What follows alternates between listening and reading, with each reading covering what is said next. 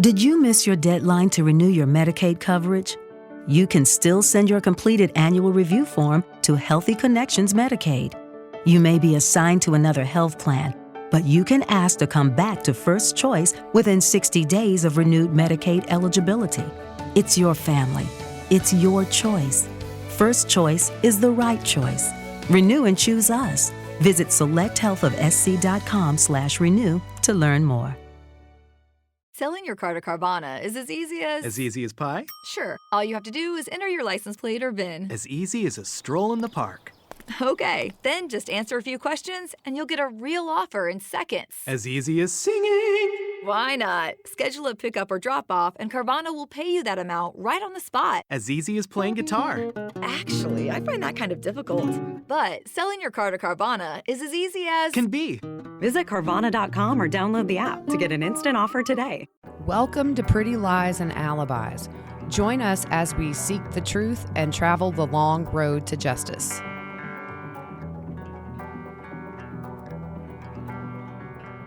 Happy Friday, everybody. It is time for another episode of Pretty Lies and Alibis. I'm Gigi. What you know, Fruit Loop?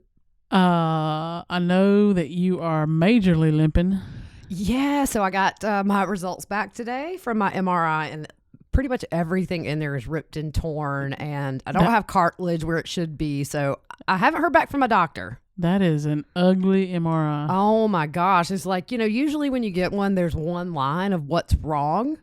No, it's like a paragraph. Yeah, that picture looks like an alien, though. It does. I got all my images. So here I am yesterday trying to Google normal hip MRI and compare it to mine. And I knew it didn't look right, but I haven't heard back from my doctor. But he pretty much told me last week, with my age and the condition I have with my joints, it's going to be a hip replacement. Ooh. So, happy summer to me. All right. You know what, though? It could be worse. I mean, this is nothing terminal. This is something that can be fixed and life will go on for me. So I'm just not going to complain. Yeah. And it's instant relief. I know I've rehabbed too with my mom and my aunt. Yeah. And like there's things you can't do, bend over and different stuff like that. That's why you have teenagers. Exactly. That's why you have kids, right? Exactly. That's the whole reason I had kids is, we're past the hand me the remote stage. Now it's like, go clean the kitchen because my hip's old. Yeah. Yeah. Yeah. So you had a cool meeting. I did. So for the first time ever, me and my girls went up to Hendersonville, which is probably about 45 minutes from here, and met with one of our very first listeners, Andrea, and her awesome husband. You were just so far away. Yeah. You were over 2 hours away from where we were, so we were sorry you couldn't be there. But yeah, I hated I missed it. They were the coolest people. It's really weird that you just sit down with people and you feel instantly comfortable and like you've known them forever. Yeah. And we are a lot alike. And Taylor, my oldest, just had a lot in common with her. It was just the funnest time. So that's cool. We just want to say hello to Andrea and her husband. She has a very cool quilt business. She does the t-shirt quilts. I'm going to have to get one from her. Oh, yeah. I need to do that. I've got like 5 million t-shirts. You've seen my closet. Oh, yeah. It's loaded. Okay, so I have 10 deep shelves that go from floor to ceiling in my closet, and my t-shirts are 3 stacks deep. I literally have hundreds. Yeah. So anyways, that was amazing, and it was just so cool to actually meet somebody who listens to us. It was weird, but I mean, it was just, we had the funnest time, had some good barbecue, so we just want to thank them for such a nice, and they bought our dinner, so cool. Thank you. That's cool. Maybe I can meet them next time. Yeah. Yeah, we were missing you when the barbecue hit the table. Yeah. Oh, Taylor sent me a picture. Oh, yeah. Yeah, she sent it to me. So the other thing, last week we got the cool Kansas City Chiefs cuffs. Which are great, by the way. They are amazing. I use it all day. Ashley, one of our listeners in Georgia, I go to check the post office box, and there's the coolest envelope. It's watercolor paint, and so it's our microphone, and it's got Sherlock crawling up on it. Yeah. And I put it on all of our social media. I'm literally going to have that framed and hang in here. Yeah, that was cool. She's so talented. It's crazy. Our listeners, we have, one listener who does the gourmet cookies out in Arizona and rolling in the dough. I can't draw a stick figure, and if I bake something, it's just going to get burnt. So it's really cool to see the dynamics of our listeners and the talents that are out there. Yep. So the merch store is going good. We're surprised at how much we're selling. So thank you, everybody. We, when you get your stuff, shoot us a picture in inbox, and we're going to work on that website some. And we want to have a page of people that just send us pictures in the merch if you agree to let your picture be posted. Yeah. But we're really excited. That store has just kind of taken off. Yeah, like a wall of fame. It is. Yeah, we need to do cool. that. Yep. Yeah. So little Sherlock, he's not little, by the way. No, he's gotten so big. Yeah. You got him a new collar. Okay. Yeah, because he just gets out, and I can do, especially with my hip, it's like I have to go outside, and he's sneaky. He's like a panther. He just takes off and runs outdoors. So I wanted to get a collar so people would know he belongs to somebody, but it has a little bell on it, which is not bad because I'll tell you, I have not been sleeping good at night. And so I'll be laying in my bed, glancing at my phone at 2 a.m, and the cat just jumps up on the bed, and it scares me to death. So I got this little bell. So the other night I just dozed off, and it sounded like Santa was at the foot of my bed. You got Rudolph. He was scratching his neck, and it sounded like sleigh bells. He's jingling. So I'm going to take the bell off. That's like a bear bell. When we hike, we use a bear bell. Oh, yeah. Yeah. It's supposed to scare them off, I guess. Right, yeah. Or, I guess, invite you to be dinner, I guess. Yeah. The bear be like, oh, here they come. Yeah. Dinner served. Here it comes. And we're still just working on some new things for the podcast. We're putting our brains together and trying to figure out new segments and new things we can do with video. Okay, the food thing, I want something that's not spicy. I have asked my contact for something that is not spicy. Yeah, because I will die. I know. I will literally that's combust. part of the fun, but we won't put you through that. We've already made you read one of Chad's books, so we're gonna give you a little bit of free pass. That's right. So let's talk about Lori. Uh-oh. We have a lot to talk about today, by the way. Yeah, so it looks like she's been transferred to the mental hospital for treatment. Yep. A fly on the wall, I would love to be. Yeah. Well, we're gonna see what she's made of. Oh yeah. See how long this takes. Well, I mean, and my source, who we've got to do another glimpse at life sometime soon. I've got so much. We've just had so much stuff happening daily with all these cases, but she has given me a lot of insight into being incompetent and people who fake it. And she said, I don't know of anybody who faked it that stayed there very long. She said, everybody wants to come back to jail or prison. It's that bad. Wow. So we'll see. But there was a Vine link. We're signed up for it. So anytime. We got it originally in case she ever made bail. Yep. We wanted to get that notification. But they do alert you when things have changed. So what did it say yesterday? It was for her has custody status, supervised custody detail, another facility, and the status was yesterday, June 24th. Yeah. Yeah, so those alerts kill me though sometimes. I know. Do you remember the one? It was way back, and it looked like she had been released, and everybody flipped their lid. Oh, yeah. Even though we knew it was a mistake. Yep. They were updating the system, and that poor jail facility got thousands of calls, I think, from people saying, what in the world? Oh, yeah, I remember that. By the way, somebody said they want a shirt that says, with the logo, and says, what in the world?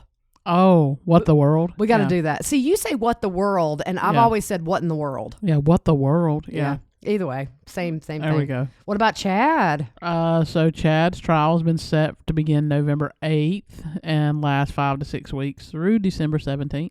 He was not in attendance at this hearing, and I don't think it was strange. It looked like Pryor was maybe at his office. So this kind of a scheduling conference, not important. Pryor probably just didn't want to make that trip 4 hours to sit there with Chad. Yeah, I don't blame him. So I think, a lot of people have asked, do you think this trial will happen then? And I think in one way, Pryor would like to, because this sort of organically separates those trials if she's incompetent and receiving treatment. Oh, yeah. At the same time, I really expect the prosecution to put death on the table as a bargaining chip to try to settle this stuff. So if that happens, he's going to have to get new lawyers.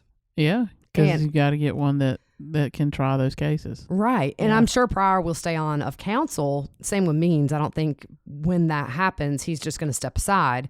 But he ain't going nowhere. No, he ain't going nowhere. They're joined at the hip, kind of. I mean, yeah, it's rather odd. Very odd. But why are we now doing British accents all of a sudden? I don't know. But so you think about it, think about all the discovery. These new lawyers are going to have to, thoroughly investigate all this stuff. So I don't think it's going to go off in November. No, I don't think so either. I don't see it happening. It would be nice. But the Wagner brother, George the Fourth, had a hearing this week. You know, his trial date is going to be 1 week shy of 6 years that the murders took place. So you see how these things are never quick. Oh, yeah. So that's just something for scale. Yeah, it takes, I'm on a forever.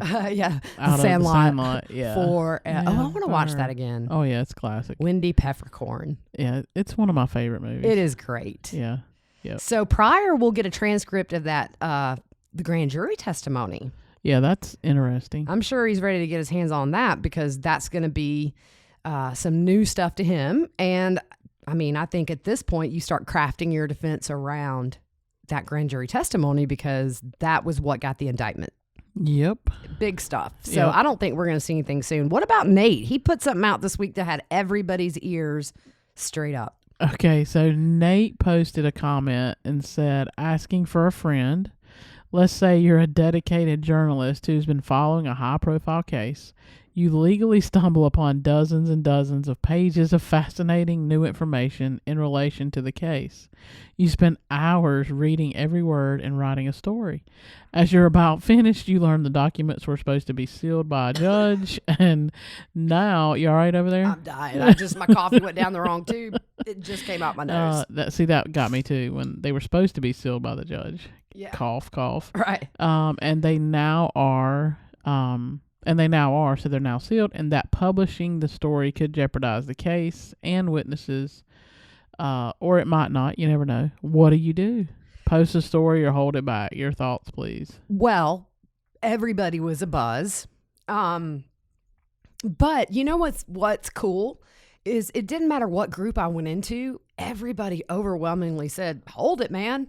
Yeah, because as much as we want to know, we don't want it to cause any problems trying the case. So but it definitely, I would like to know what he knows. Exactly. Well, it wasn't confirmed it was about this case, but come on. I'm not a rocket scientist, clearly, but yeah, I think it was. Yeah. Maybe we need to go have dinner with Nate. What's up, Nate? Yeah. Why you Nate. teasing us like that, dude? Yeah, let's go have dinner with Nate. His little daughter is making quite the mark. Oh, I know, right? She is interviewing huge celebrities. She's adorable. Yeah. That kid's she's gonna be one we sit back and watch when we're old. She's gonna be that awesome little reporter like the Barbara Walters or, Oprah. What are you talking about when we are old, dude? When we hit 40, we fell apart. Well, I tell you what, I say when we're old, and here I am thinking about what I got to do before my hip replacement. Exactly. Like I got a bum Achilles. Every time I get up, my Achilles feels like it's just going to bust out my leg. We're so there. Yeah, we're there. All right. So Means filed a motion to compel against the state for discovery again. Oh, and hello. he says he hasn't gotten anything from a request he made on May the 27th. And the state replied to that on June 10th and said that discovery would be produced by July the 15th. Okay, so wouldn't that tell him that he needed to wait till July 15th to say that? Well, you would think, but he's asking for a hearing about this matter and also sanctions to be placed on the prosecution. So I don't know why the rush is she's incompetent right now. Yeah, I saw that. Somebody said, really? He's not even entitled to discovery. Yeah. Like, for some of the stuff, because technically she hasn't been charged yet. She hasn't been arraigned. Yeah, because they postponed it. Yeah, even her first appearance was, so whenever she's competent, we are going to go back to the first appearance because that didn't even happen. So we're a long way from any of this stuff, with her especially. Yeah, I don't know. I don't know. Yeah. So Pryor, like I said, he seemed to be at his office or not at the jail. He was very polite this hearing. There was no condescending tone or statements or anything. He moving up. But he did file a motion to delay the motion to dismiss hearing. Ah, gotcha. Because probably he's got to see what this grand jury said. Oh, yeah. You want to read all that stuff. Yeah. What else did he say? He says he has not received any discovery from the state. The request for discovery was accepted on June 15th. And we talked about this. The process for that is very, it's just long. It is. because you've got to upload. And we were discussing it about your computer. We've been trying to get done, right? Yeah, I have an iPhoto album, and I'm a shutterbug, so I literally have over 200,000 pictures and videos, and I have a new iMac, but it's so large that every time I get, almost 24 hours into transferring, it stops. And so and I'm so nervous because if this computer were to die and I were to lose, it's got videos of my grandpa, my kids' births, all that stuff. I'm so scared, but it is not easy to transfer all the stuff up. No, and I can imagine what they have. I have 1 terabyte. I mean, they've got to have a lot of terabytes. So it takes time. Yeah. So Pryor offered to hand deliver the prosecutor hard drives to download the discovery on. Wood said no. Who would accept that? I mean, that's crazy. Like, I think the process, they have to verify any kind of thumb drives, whatever that they put stuff on, because very easily programs can be secretly loaded on your computer and you don't even know it. Right. But I think there's just a process to all this, and I'm sure the prosecution delivers that discovery. I mean, and I get maybe he's just anxious to get it and he wants to hurry it up, but it's court. It's legal. It's not going to be fast. Oh, yeah. Yeah. I would love to be the person sitting there entering all that. Because Right. I'm going to tell you, I would read the whole thing. Oh, dude. I would be, on maybe like 20 gigabytes at this point. I mean, yeah. I would, 24/7. I'm on page 2. Yeah. So Pryor's just basically saying that the state hasn't given him discovery and he doesn't have the time needed within the 14 days to argue the motion to dismiss. So Gotcha. that's kind of his issue. But I think there was a verbal agreement, right, to give the state a short extension. It seemed like Pryor was kind of like, okay, yeah, they've said it. I believe they'll do it, to where it means is let's get sanctions against them and let's have a hearing. So it's two different approaches. And I think obviously Pryor's approach is the most sane. Oh, yeah. So like we were saying earlier, Billy Wagner IV had a hearing, the Roden murders, Pike County massacre. His trial date has been set for April 4th of next year. 2022. Yeah. Like I said, a week shy of 6 years since the murder. So these things don't go fast. But here's what's funny. They're questioning Jake's mental health status regarding his admission of guilt. Of course they are. Yeah. They said he hit his head as a kid on a bike or something, or bumped his head and, It caused a mental illness. Right, yeah. Dude, every lick I've ever had has been on my head. Same here. And I ain't killed nobody. I mean, that might explain some stuff about the two of us. True. But, So they're saying you can't even trust the fact that he pled guilty. Whatever. So we're going to jump into the Murdaugh murders. All right. This is going to be the case that keeps on giving. I'm It's afraid. big. And the thing that kind of bothers me, I've seen a ton of people celebrating the fact that these people were murdered just because they're rich and high society and have connections. But That's horrible. it's sad. I mean, I'm sorry. Nobody deserves to be slaughtered like that. And regardless of what has happened in the past that at the hands of Paul, I just, it's really weird to see people saying, oh yeah, he deserved it. Yeah. No, nobody deserves to be murdered. I don't care what you've done. No. That's why we have a justice system. Yeah. So Alex and Buster have offered a $100,000 reward for information leading to the arrest and conviction. Sled and Crime Stoppers are they're laying back on this one. Yeah, they are. The Crime Stoppers reward cap, it's like what, 10,000? Yeah, they cap out at 10,000 of what they offer for information that leads to the arrest and conviction. Yeah. So Sled will allow those tips to come through their tip line, but that's like the extent of it. There's an attorney who's helping set up the reward. Jim Griffin was Paul's attorney in the boat crash. Yeah, and so the statement that we're going to read is the first time we've heard from Alex since the double murders. And he says, let's see, Alex and Buster Murdaugh announced today a reward of $100,000 for information leading to the arrest and conviction of the person or persons who brutally murdered Paul and Maggie on June 7th, 2021. I want to thank everyone for the incredible love and support that we have received over the last few weeks. Now is the time to bring justice for Maggie and Paul. Buster and I, along with Maggie's mother, father, and our entire family, ask that anyone with helpful information immediately call the SLED tip line or Crime Stoppers. And Crime Stoppers of the Low Country are going to be the ones handling the tips. And the funds are coming from Alex's law firm.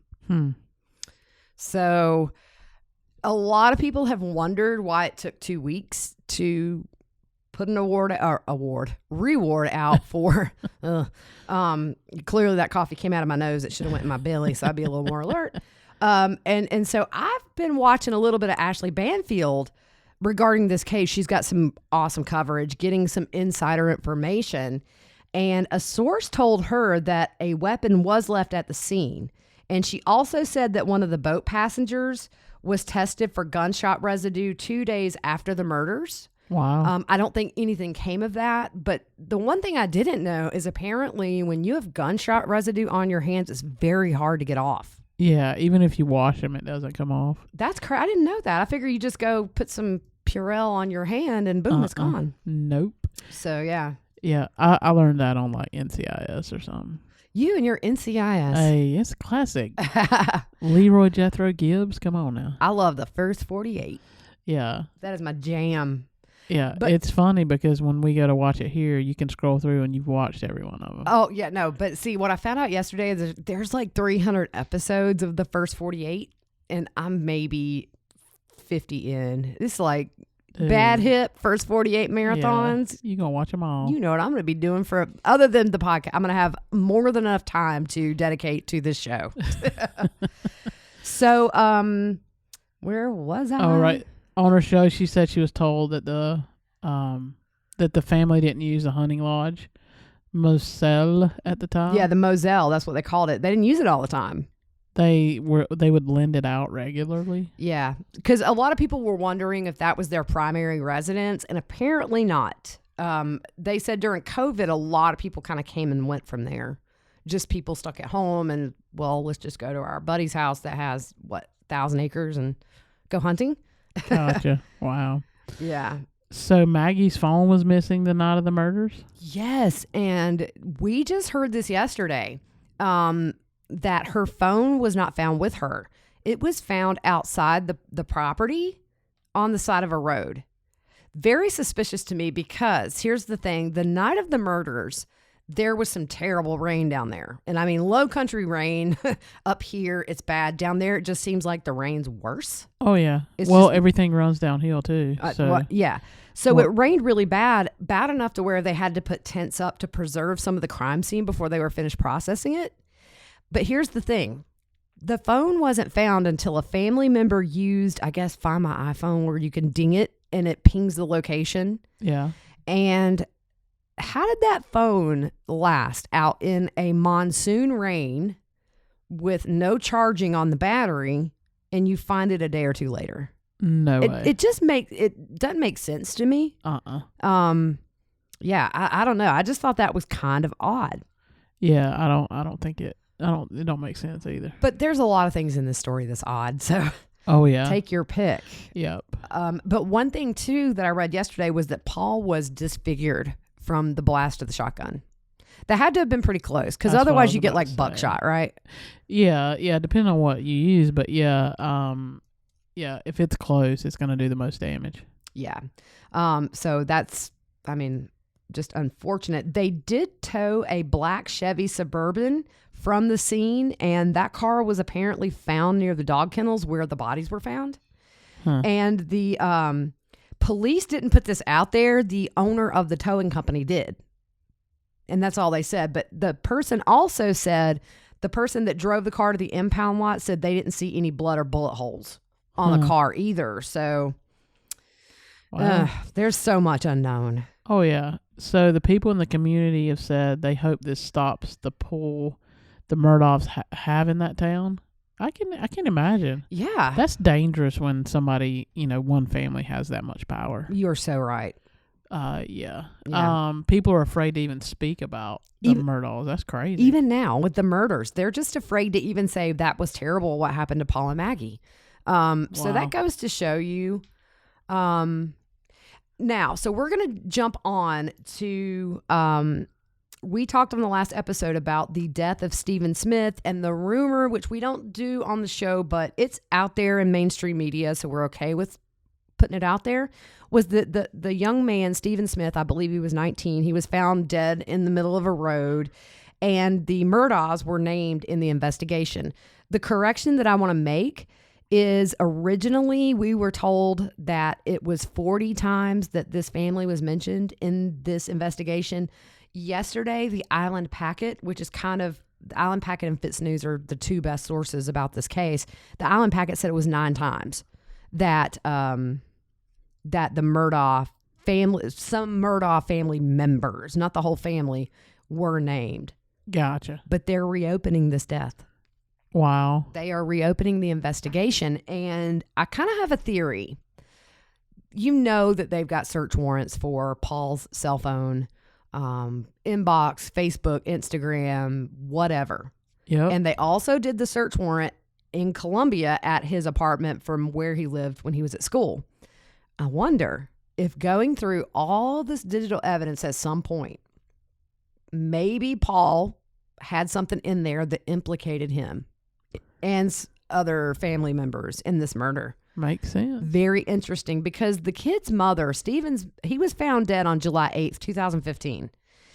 And in the file on the case, there was a tip that was called in by somebody that asked if Buster and Stephen ever had any kind of a relationship. And the caller just said he had heard this from other people. The rumor mill was in full swing.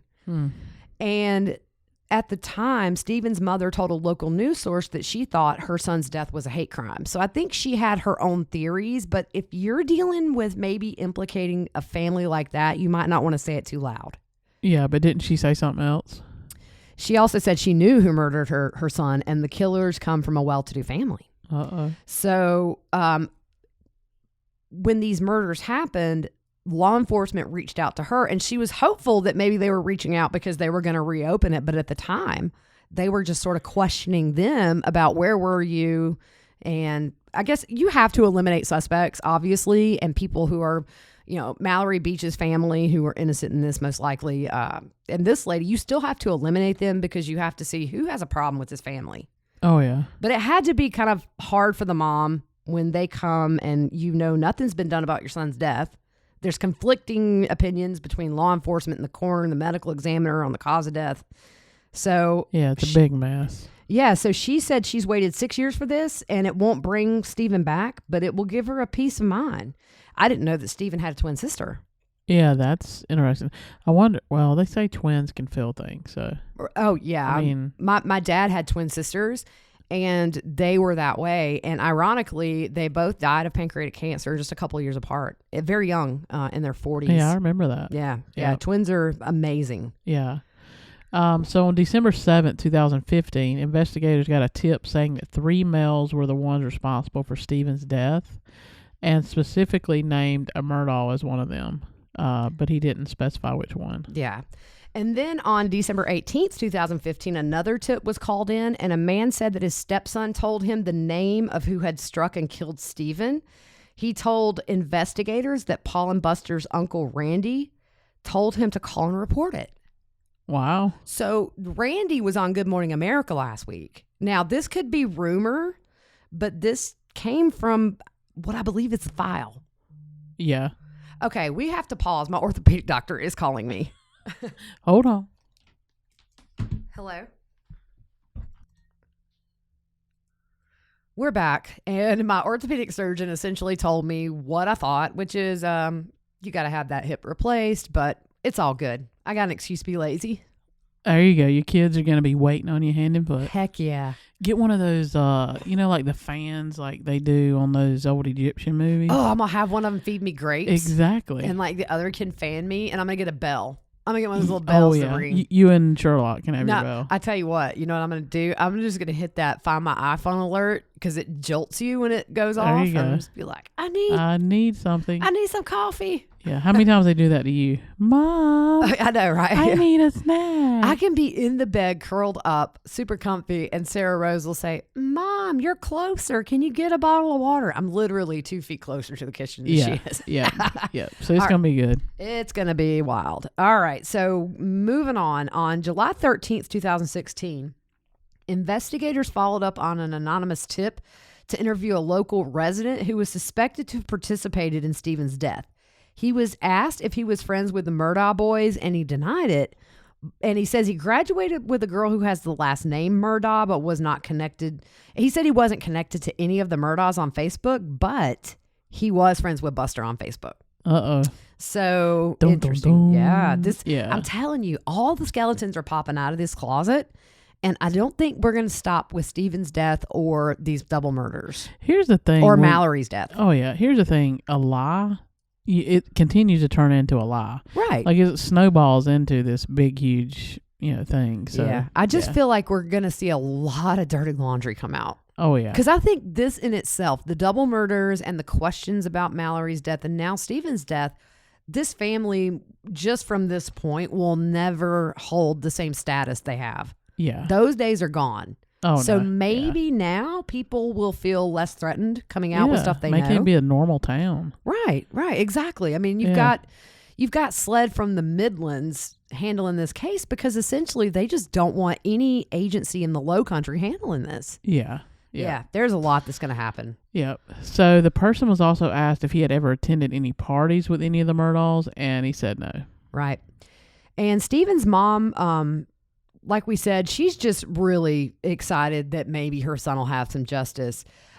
Sled also, the day that we did the last episode, as soon as we clicked off and we were finished, Sled released the redacted police report because here in South Carolina, by law, they have so many days to release the initial police report, and they weren't doing it.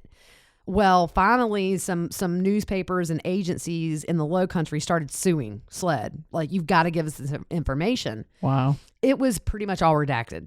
I mean, it was just all black. Yeah, it was very, very basic. And I get it. I mean, if they're looking for suspects that are unknown, although I think they're known because there's no threat to the community 12 hours after the murders, they know what's up. Oh, yeah. So let's see. They located, they were on scene at 10:25 p.m. and the scene was cleared at 3:11 a.m. Yeah. They located shell casings. It seems they impounded a car from the crime scene. And that was what we had just recently discussed, the black Suburban. Yep. And this was very weird to me. The medical examiner on scene contaminated his gloves, and the investigator was asked to take the necessary pictures of the victims, which I kind of thought, why would you not just switch out your gloves and do what you got to do? I don't know. I mean, that's probably nothing, but for me, it was just sort of, I mean, when I used to scrub in OR cases, if you contaminate, you just go re-scrub and put your gloves on. Yeah. Pick right back up. Yeah, that's weird. So one officer was instructed to ride Moselle Road to look for homes or businesses that may have had exterior security cameras that face the road. And then they also extended the crime scene with a second parameter, but they didn't get, it was all blacked out. Wow. So lastly, before we end this, let's talk about some rumor control because the Island Packet put out an article this week where some rumors were kind of running rampant and they were trying to get a hold of them. Yeah. So this week it was rumored by a trusted source that Paul and Maggie may have been tied up. Yes. And I've had somebody tell me personally that they've heard that was the case. Now I know, my sister's brother's uncle's aunt's neighbor's best friend. That's a whole thing, but when it comes to rumors, but I've been told by somebody that it was true. They were bound. We shall see. Wow. So the bond violation after the boating accident, Paul, and I think we talked about this, he got a speeding ticket for going more than 15 miles an hour over the speed limit in Charleston, and the fine for expired fire extinguisher on board. He never had any conditions of bond except limiting where he could be, and that was lifted so he could return to college. Right. So even though he got a speeding ticket for over 15, and even though he was charged with boating under the influence resulting in death, he never had the normal parameters put on him that people do. So these weren't bond violations because he had no terms of bond. Yeah. Which doesn't happen. No. So yeah, it's also there were no dogs that were killed on the night of the murders. That was floating around. And also there were some rumors that Paul was in court the morning he was murdered, and that is not true. He was not in court. Gotcha. So that's kind of all we know right now. This is a very fluid case. It seems like every time I sit down at my computer, there's a little something else out there. Yeah. So I think this is going to be a very big case for us right now while we let Lori get, her competency restored and get Chad's. Or she gets tired of being right. there. Yeah. She might be, I'm done. I'm competent. I'm competent. I get Let's who go. Mark Means is. Yeah. Who is he? Oh. So I think this is going to be one of the main ones for right now because so much is unknown. It's a lot of this is a mystery. It's sort of a whodunit. Yeah. I don't know. I don't think that the dad did it. I really don't. Yeah. I know in the beginning it was a little suspect, but I just feel like something would have been said. And I don't know why the FBI hasn't jumped in on this case with all the influence that family has. Oh, I know. You would think the FBI would just say, yeah, we're coming in and we're going to do this right. Yeah, exactly. And we're going to investigate Stephen's death. We're going to investigate the maid's death who fell down the stairs at their house. And we said last time Alex settled a wrongful death suit for $500,000. Yep. I would love to see the FBI come in and just clean house. Oh, yeah. Yeah, most definitely. Hey, So- I've got a crazy, dumb law still on the book. Oh, yeah. We're going to start doing this, by the way. You guys loved the you can't shoot at a well from a moving car. We got a lot of comments. And we also got a lot of comments of people telling us that something's rotten in Denmark is Shakespeare. Oh, is it? Yeah. And clearly I haven't picked up Shakespeare since senior year in high school. I love Shakespeare. It's very hard for me to read, though. Oh, it's Like, hard. Yeah, it's hard to understand. So thank you guys for that. So what were you going to say? So in Georgia, it is illegal to put your ice cream cone in your back pocket on Sunday. That's so crazy. Like, who comes up with these stuff? Yeah, so we're going to start doing dumb laws. There was also one of you can't shoot at Bigfoot in Washington State. Yeah. I mean, just crazy stuff. These had to have come from the 1800s. Oh, yeah, way back when. I mean, I don't know what they were smoking when they made some of these laws, but Yeah, I don't either. I mean, I was planning on going down to Charleston this weekend and shooting at a whale from a Jeep, but Exactly. it's illegal, so Darn it. my weekend plans are shot. Yeah, exactly. I guess I'll just sit around here like the old woman I am with my hip on ice and, Yeah. yell at little kids to stay off my front lawn. Yep, and binge you some First 48. Yeah, I think I'm going to have to spread my wings a little bit, though. I want to watch Cruella. That's out. And then my kids have friends over today, so they're wanting to watch, I think it's Luca. Yeah, I saw that one somewhere. Yeah. So, Like, I haven't seen it, but I saw the advertisement. yeah, and my house, I really need to clean it. Make them kids do it. I know. I'm going to fall on the floor and say, I can't do this, guys. You Please do dust medic for alert. me. Yeah. I've fallen and I can't get up. I know. And see, I'm going to have to go further and get one of those clap on, clap off lights. Because what if I get in my bed after my surgery and I realize I've left my light on? I can just clap my hands twice and boom. That, or you just going to sleep with the light on. Yep. No, it ain't going to happen. I did that one time when I lived in West Virginia because a bat was in the house. And you stayed in the house? Well, it was a crazy story. The bat was flying around and then it fell and we couldn't find it. Oh. And I was like, So I slept with my light on. I'd have slept in my car or like put some garlic around your neck. Oh, dude, I like slept under the cover and the pillow. That's crazy. Do you remember the time, were you there when the squirrel got in my parents' closet? I think so. I think I remember that. It was like Clark Griswold with the squirrel in the tree. I always love when he turned around. He's like, where is it? Where is it? And it's on its back. Yeah. Yeah. Squirrel. So that's all that we had for you guys today. And we'll be back at some point in the next few days. Just whatever works for both of our schedule. Well, my schedule's wide open. Yeah. But we got Fruit Loop here with a full-time job at the theater. And but the good thing is this podcast will not suffer. Yeah. We will keep cranking them out, and we've got some really fun segments we're starting to plan that we're going to put on video on YouTube just to kind of add a little bit more to what we're doing. Yep. I think it's going to be a good summer for us, and it'll we're going to have fun. fun and hopefully just keep cranking them out. And we appreciate all you guys, though. Like in the last few weeks, really, it's just been a period in this podcast where meeting a listener and all these sweet messages about my hip and about your sugar and all that, and you just realize like our base is amazing. Oh yeah, like awesome. I would totally just love to bring everybody just over and hang out with all of our listeners. Yeah, because honestly, like we have no drama or negative comments or anything. Mostly nothing. Except, there've been a couple. Yeah. Somebody said we were too still magnolias for them. That's okay. We're not for everybody. That's cool because we make colossal mistakes on here. Exactly. But anyway, so we'll have a new one out for you soon. We're probably tomorrow night going to shoot that very first prison cooking special, and then we'll probably have that up sometime late Sunday by the time we edit it and all that. So just get excited. We're going to do all kinds of stuff. If you have ideas for segments, send us a message. We're open. We'll see. We are open. Yep. To whatever. All right. Well, y'all have a good afternoon. Have a good weekend.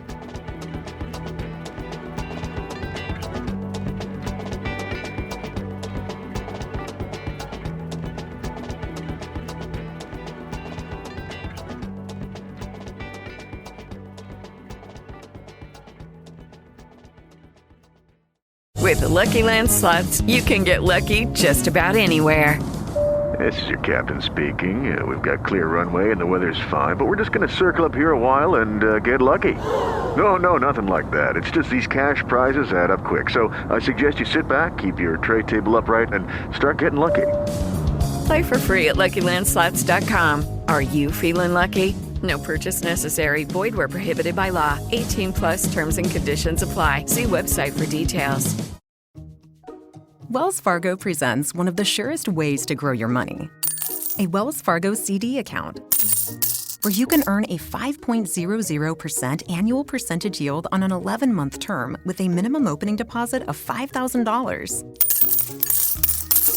Visit a Wells Fargo branch or wellsfargo.com/CD rates to open a CD account and start growing your savings with us. Wells Fargo Bank, N.A., member FDIC.